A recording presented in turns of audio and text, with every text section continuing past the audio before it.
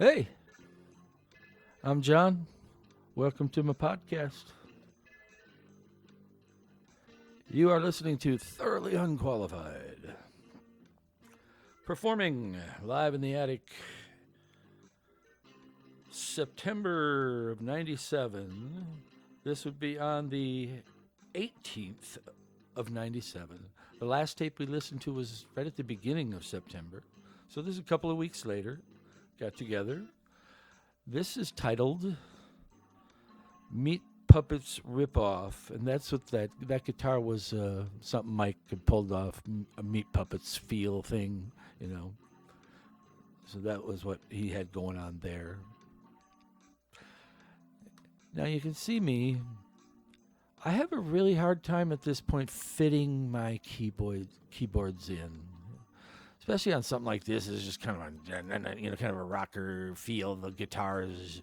I haven't figured out how to fit into that real well. And this stuff to me is kind of painful to listen to because it's just so. Mike is off some. Matt's doing his thing, but me and Mike were just still working on trying to get something going there, you know. We did get into something here in this tape that was fun, though. None of it is amazing, but we're starting to put together a whole bunch of different pieces in one sitting. You know, this tape is 2 different days, the 18th and the 25th. So this is the 18th, and we're just getting warmed up, and this is what we started with, and it sucks, but we keep doing this, you know. And if you keep doing something, you're gonna at least figure out, you know, how to get decent. I mean, I don't know how Matt dealt with this. I do not know how Matt dealt with this. Matt could have been playing with anybody. He's incredibly talented bass player, and he put up with the two of us and our just bullshit weirdness and just, you know, just stupid simple stuff. And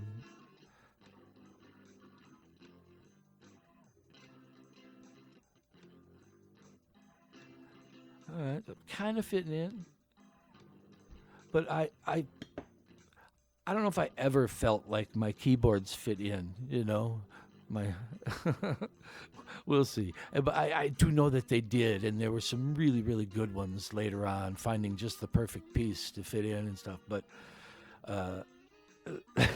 this is not it. All right, so we're going to stop that. Stop. All right.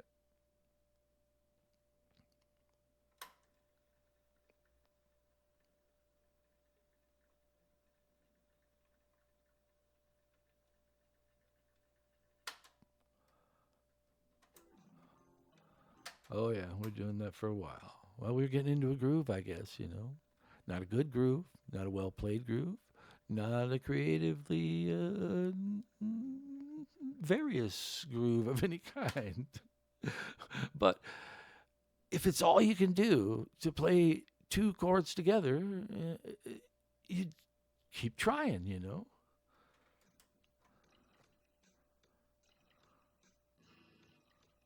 All right. This sounds different.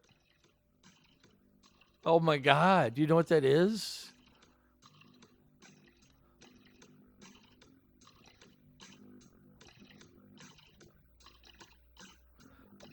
Okay, that's Matt on bass. There's a drum machine going. Do you? Can anybody tell me what I'm playing? What instrument I'm playing? That weird sound. I don't think anybody would ever guess because it's not really a musical instrument.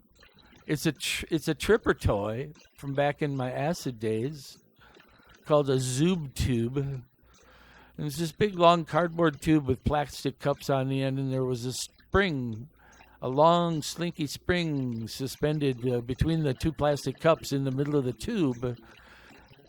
And you shook it and it made this noise. Or you could also manipulate it with a hole in the side with your finger and make really cool, trippy sounds. So,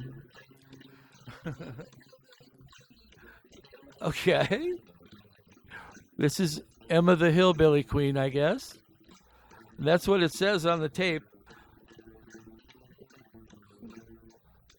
It also says before Emma the Hillbilly Queen, it says fucked up the guitars don't work. And I think what's happened is Mike's having trouble with his guitar not being picked up right now. Like bad chord, I talked about chords earlier. They're just fucking. If somebody could make a perfect chord, it'd be awesome. I think I hear him now. But yeah, that was an ongoing issue. It wasn't like I was going to get the other guys to go buy a bunch of equipment for my studio space. But yeah, Mike ended up buying I think he bought a Gibson Les Paul and a nice little amp, and that added hugely. So then but one of my amps was just a piece of shit and had to be replaced at some point. But we'd used what we had. Still didn't have a bass amp.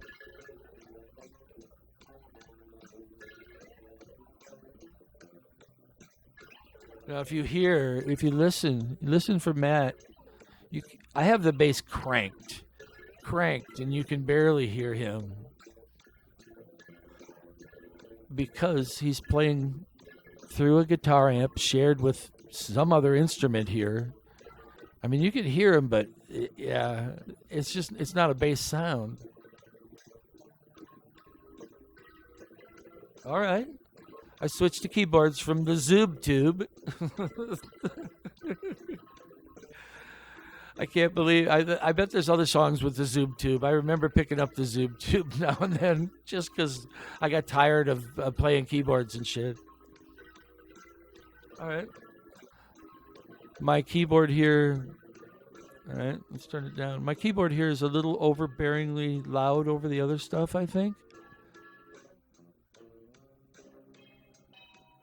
But it's working. It's fitting in with what they're doing, right? It's not great, but it's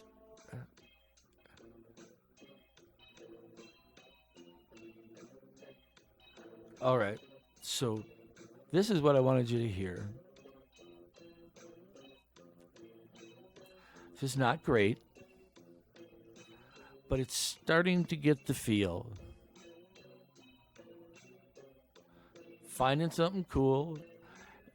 And you watch, I'll change my parts, I think. I haven't listened to this, but I've been listening to so much of the later stuff. I'm assuming this is the beginnings of kind of what we started doing. Really simple. Look, there I changed keyboards. Mike changed guitar parts. Matt changes bass parts all the time.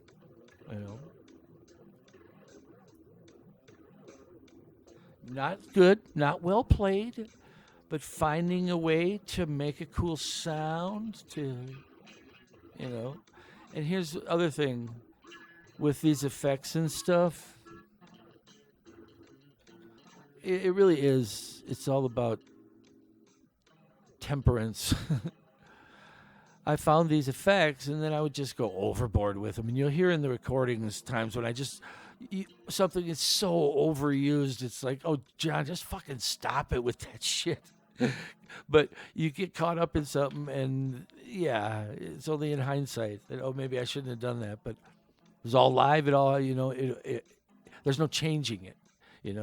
And the tapes you're hearing are the straight cassette tapes of those sessions that have never been listened to. And 10 of them have been listened to. But nobody's ever heard them but the band, basically, and maybe a few close people there. And this is the beginning of just kind of doing my thing. This is me doing the wandering keyboards. It's just weird. And it's certainly not even competent playing. But I'm finding my style, and I can fit in, play my slow way. I change it up a little bit here and there, so it's all right, But that's okay. So that's Emma the Hillbilly Queen. All right, we're going to stop that. We're going to fast forward a little bit. Now that's titled Emma the Hillbilly Queen because Mike said Emma the Hillbilly Queen. I don't know how much more because a lot of these they got named that because Mike said one thing about that, and that's it. There's just that was going to be its name, even if there wasn't any other words at all. All right, let's try to move forward a little bit. And after Emma the Hillbilly Queen, which is this is okay. How many of you? I think this came out about the time the movie Ed Wood came out. That's still Emma. The next one is called Ed Wood. I don't know how many of you are familiar with Ed Wood. Johnny Depp played him in the film, and we went and saw it, and we thought it was just awesome. So now we're going to do Ed Wood. I'm going to turn this up for you for a little bit.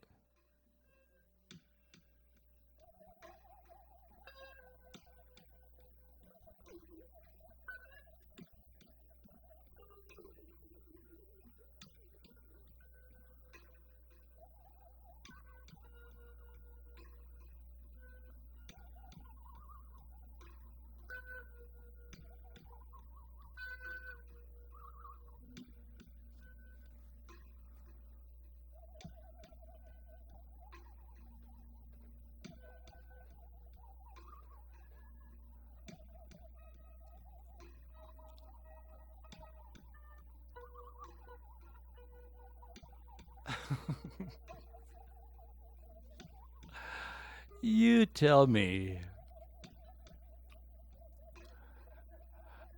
I know it's not good, but it sure is different.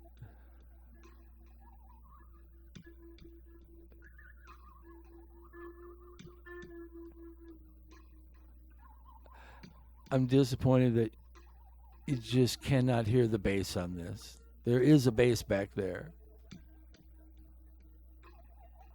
It's just so muted. So something was fucked up with the recording on this that you just can't hear the bass, which is really disappointing. I have the bass absolutely maxed out here. And it's just not showing up.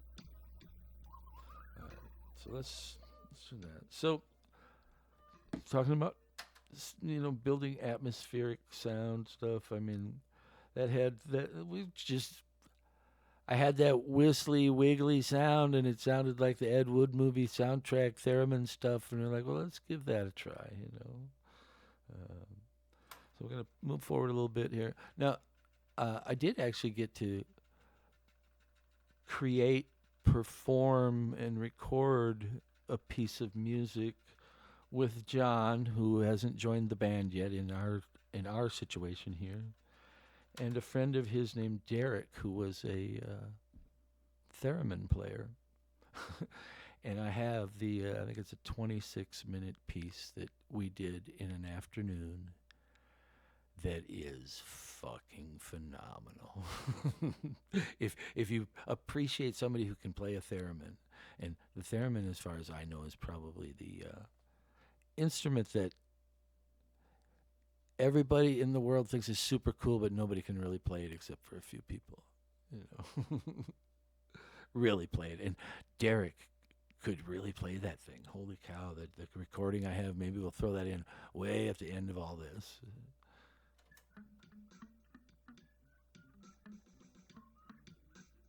All right, so we added different drums, kind of doing the whistle thing. This is called In Watermelon Sugar. And I drew a little watermelon picture on the tape case. Mike was into Richard Brautigan. I was never a Brautigan fan. I read a couple of books, and it was good, but that always left me wanting. I don't know why.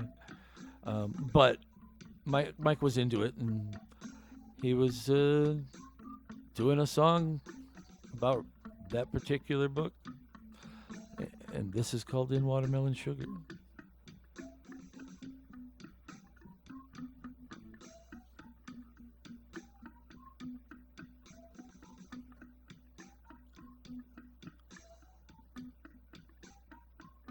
I don't know. I don't know if this has any feel for what in watermelon sugar. It was in a book that I read, but Mike seemed to think this suited the mood of that book.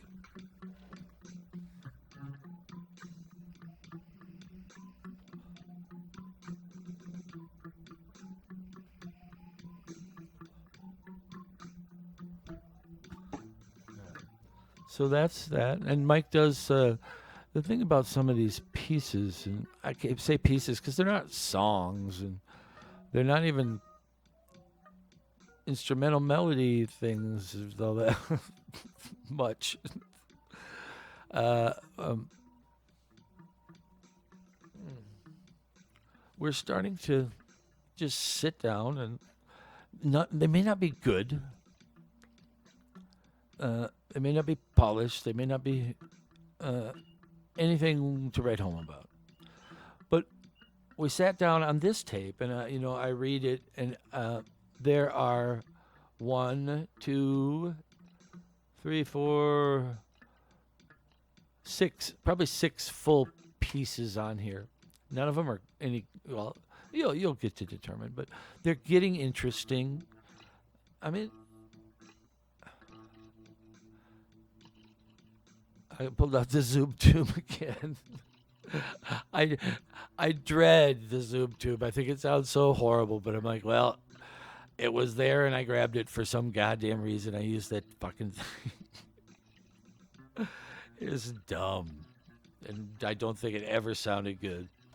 But hey, it is what it is.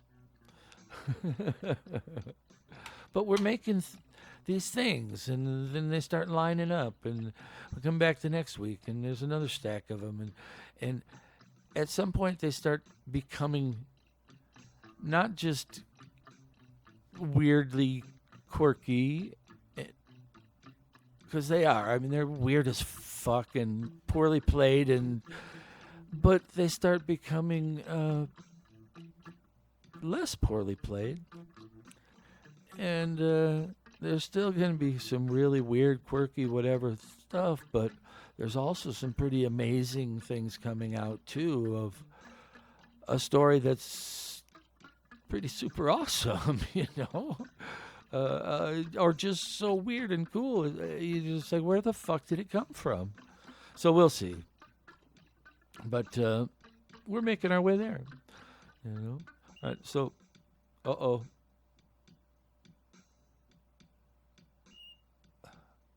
Oh, we broke it down.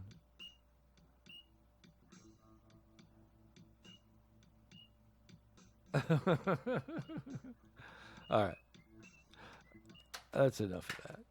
So that was in watermelon sugar. Very atmospheric. Ed Wood was very atmospheric, and we like getting that stuff going on. Let me rewind that tape to the other side. On the other side, our track list from 9/25/97, Scope's Monkey Trial, The Damn Anthem again, Black Plague, Born a Communist. And on this, I put the hammer and sickle in the star because we were by no means communists, but Mike was studying some of that stuff. And in actuality, I think anybody who looked at it in any way reasonably would go, well, idealistically, communism would be an amazing thing and take care of everybody. But idealistically, doesn't really apply. Anytime you have a system where people are involved, the system will be corrupt and will be fucked. So even if it were the greatest system in the world, it would never happen because people. Yeah, that. All right, let's hit play and see where we're at on this side.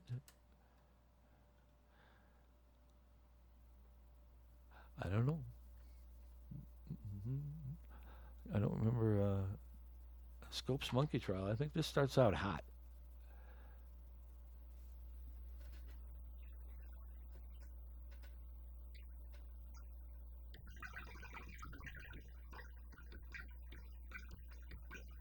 Oh, yeah.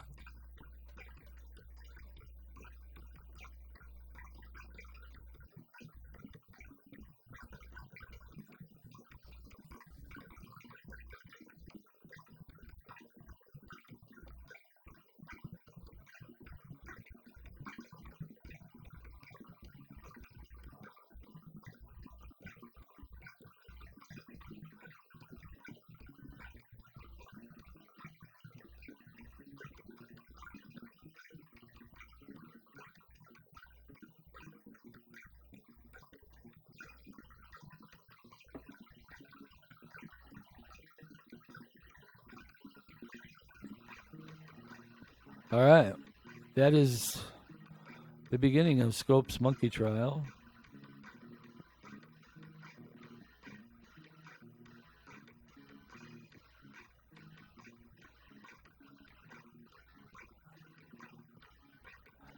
My keyboard part is still coming.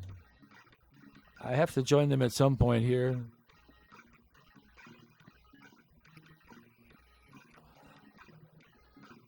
And I'm going to hold out for that moment. Ah, there I am.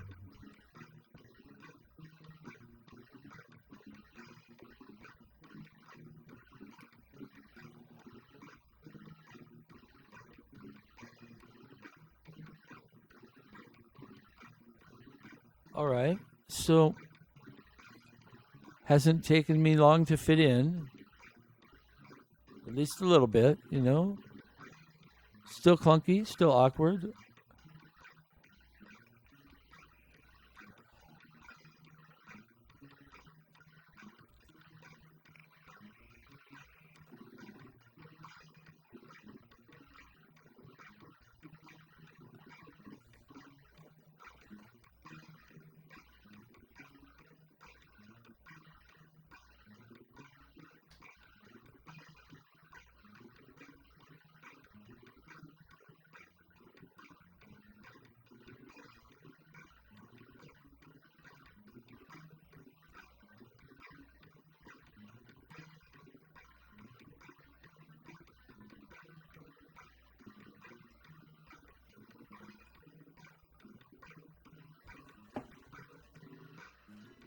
So, okay.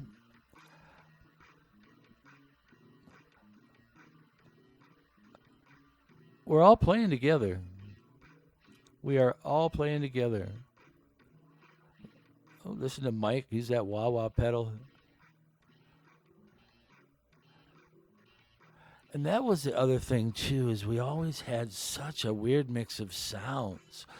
And the guys' preferences for their guitars, John Mosdale loved a classical sound, and he was John Mosdale. We didn't realize it.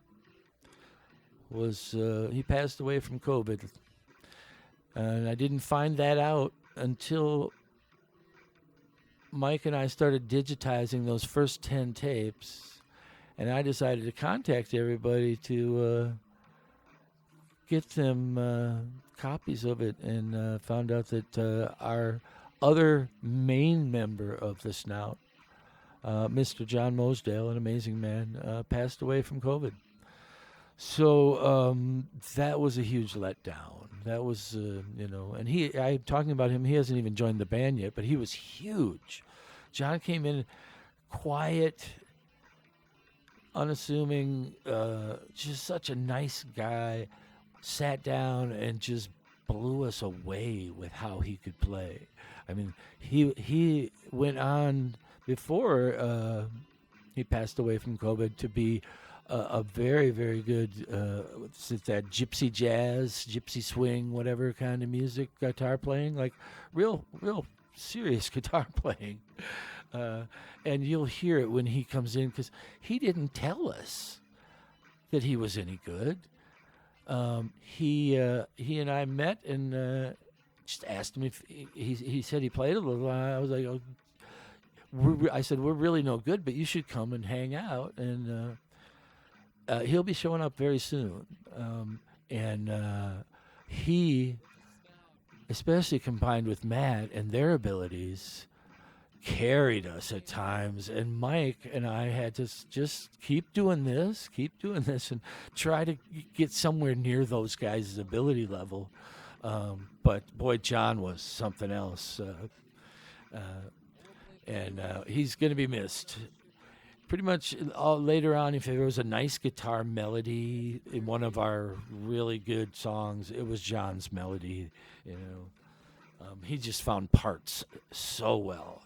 You know, and he got to play the Hawaiian steel slide guitar and fell in love with it. And there's a few songs where he just kicks ass on that thing. So this is a Scope's Monkey Trial. Mike's been saying a few things here.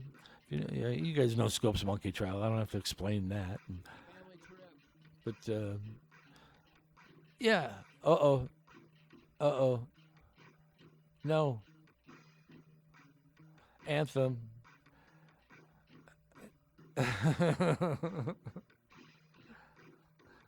Yeah. That's all the anthem is those two notes.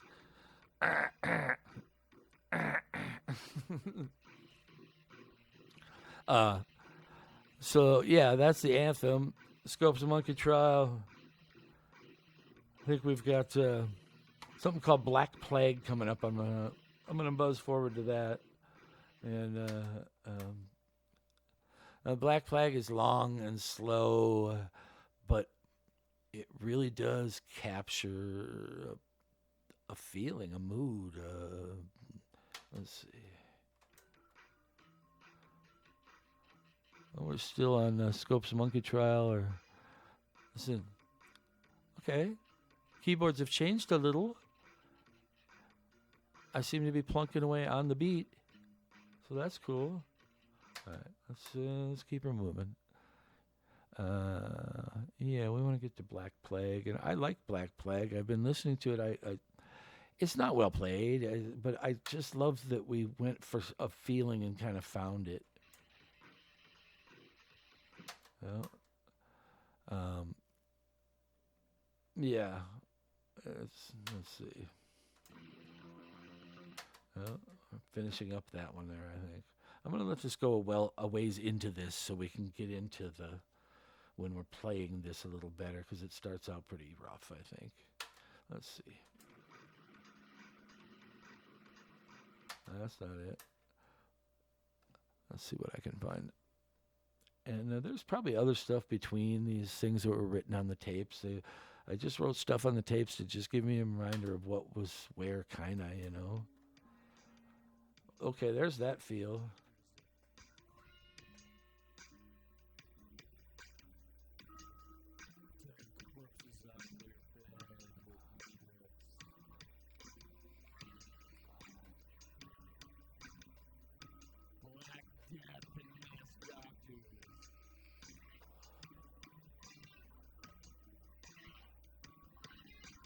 Still need a bass amp.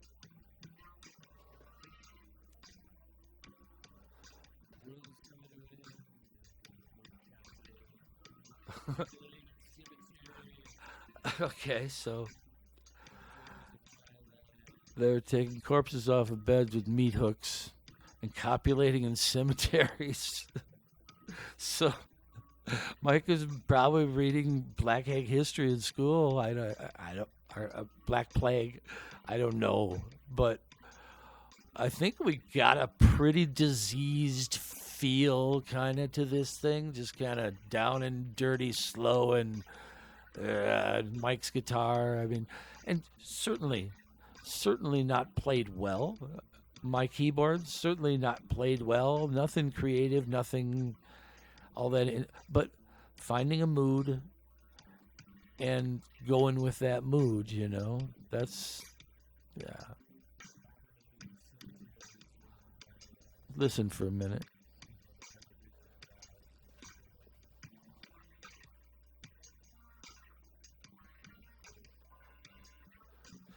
God, I wish there was bass on this. I'm gonna try to pump it up and see if you can hear it.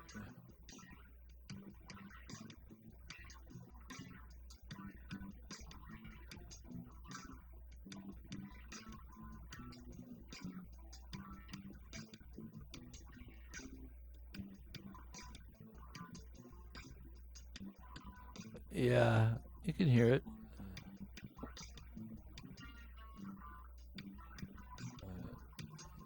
So you get the picture. That's Black Plague. Let's run it forward a little bit. One more song on this one. It's called Born a Communist.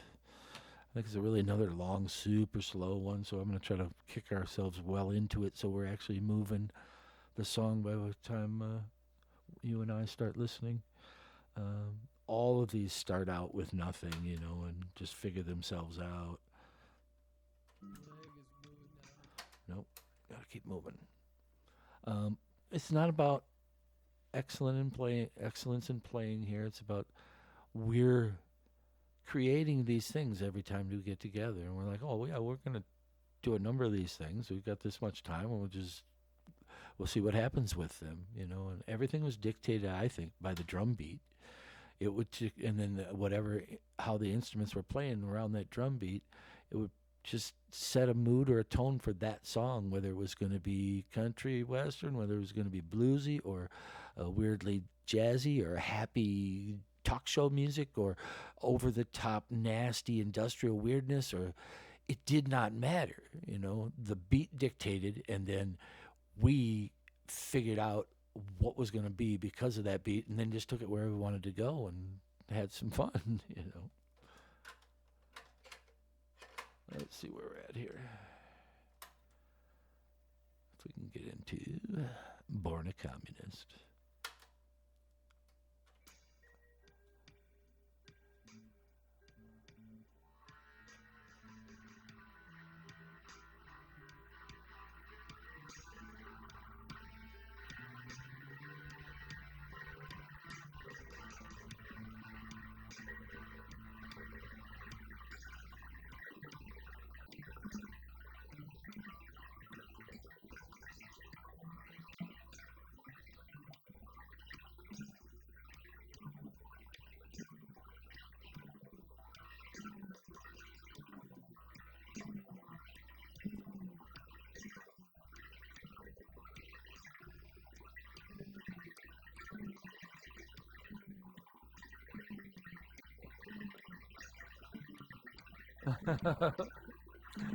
So,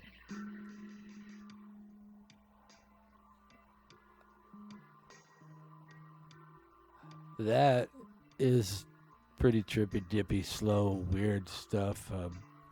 Listen to that wah wah just grinding in the background there.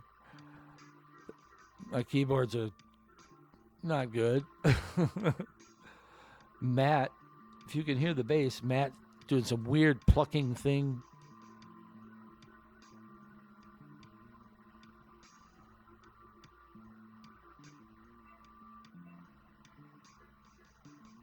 We just space out, even though we're not good at it.